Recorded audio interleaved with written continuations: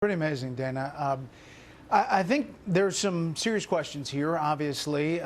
It looks like an unforced error. If you look at the testimony there, Senator Franken is not asking specifically about whether Jeff Sessions met with the Russians.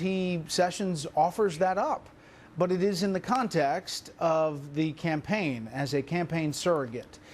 So the trouble is that Sessions doesn't go back and correct the record and say, I did meet with the Russian ambassador as a senator. That stuff happens all the time. Right. And it's interesting to watch Washington's heads explode about this. It is serious. There are questions to be asked, and there are investigations that we're obviously covering as well. But to see Claire McCaskill, senator from Missouri, come out today in a tweet this morning and say, I've been on the Armed Services Committee for 10 years, no call or meeting with Russian ambassador ever. Ambassadors call members of Foreign Relations Committee. Well, it turns out that Senator McCaskill did meet with the Russian ambassador, and there are pictures of her meeting with the Russian ambassador. And when confronted with that, she says, I meant to say no meeting one-on-one. I ran out of Twitter characters. I mean, you cannot make this stuff up, Dana, and this is Washington today.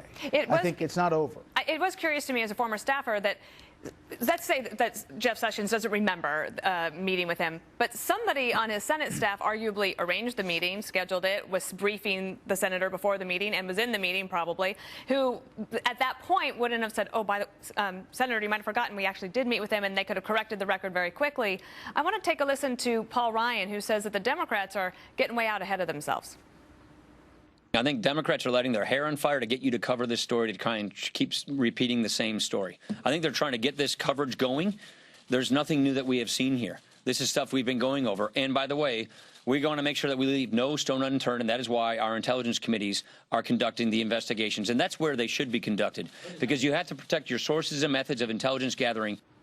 So I buy his argument, but then you had Congressman Jason Chaffetz, who tweeted this morning that Attorney General Sessions should clarify his testimony and recuse himself. And I wanted to ask you, Bret, why not just recuse? That's not an admission of wrongdoing. He was a part of a campaign and a surrogate that is now, as Catherine just said, there's at least 4 investigations looking into all sorts of the Russian stuff. I think that if the Attorney General said, okay, I'll recuse myself from it, this could actually all go away for them, and he could focus on what he needs to do at the Department of Justice. Well, I think that's going to happen. I think you're already there. I think Senator Get a little Sessions... ahead of myself. No, I mean, I think that will happen. He came out this morning and said, if appropriate, I will recuse myself, and I think we're going to get to appropriate really fast. I think that there is blood in the water from a Democrat's point of view, and you are seeing all of these calls for resignation. And now you're seeing all the Democrats on the Judicial Committee in the House saying they want a criminal investigation of Jeff Sessions.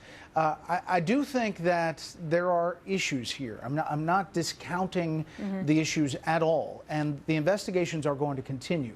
But as Catherine mentioned, the investigation that former DNI Clapper and former CIA Director Brennan did in November and December came to the conclusion that there was no collusion, collaboration, or communication beyond Mike Flynn.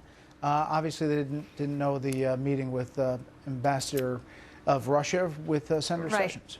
And how explosive is it, or potentially explosive, that you now have this report that Obama administration officials were planting seeds around Washington to leave clues for investigators before they left on January 20th? To me, I think that would be pretty earth-shaking in D.C. It is.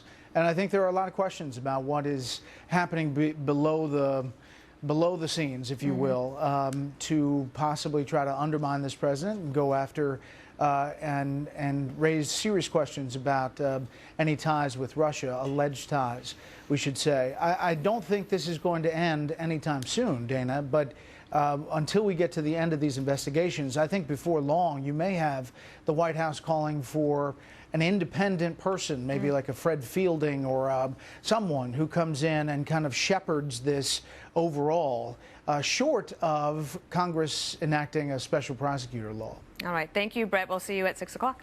Okay.